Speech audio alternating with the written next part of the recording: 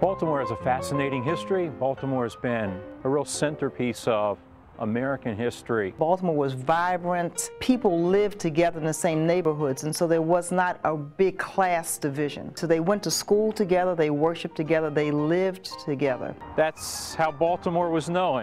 It was the land of pleasant living. A few people have that impression of Baltimore when they drive through the communities and the neighborhoods now. There's just been so much desolation. Baltimore it's under a cloud of darkness. You wonder what happened to this city? Why there's so many boarded up houses? Baltimore City was considered the heroin capital of the United States. We have 60,000 drug addicts that contribute to violent crime that is well beyond most violent crime areas in the whole nation.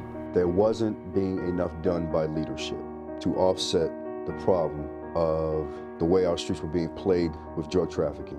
And I'll tell you a sad story. We pour money into the churches and they don't do anything for it. They don't give anything back to the community. One of the gentlemen said, if our church went away next weekend, would anybody care or even notice? And it was one of those haunting questions that was so critical to the advancement of what God seems to be doing today.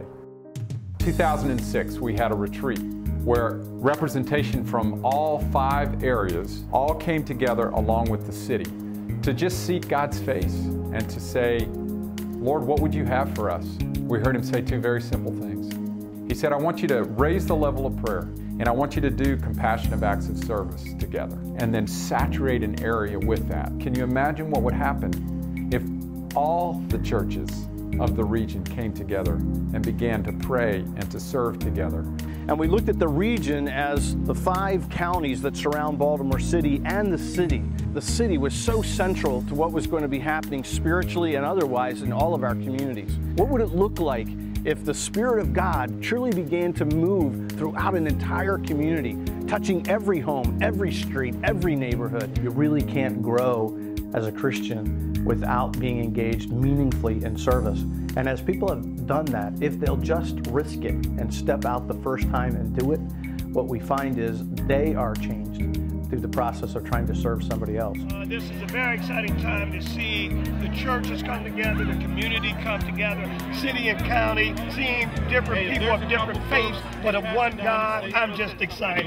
You are living proof of the loving God. I found another name, so you too, you are living proof. You too, cameraman, of the loving God. Things are happening in our city that could not happen, would not happen, if it was not for a praying body, for a praying church. Yeah.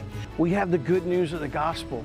We know what it takes to change a life from the inside out, and to see the cumulative effect of that transformation begin to impact a neighborhood, and then begin to impact a whole community, a region.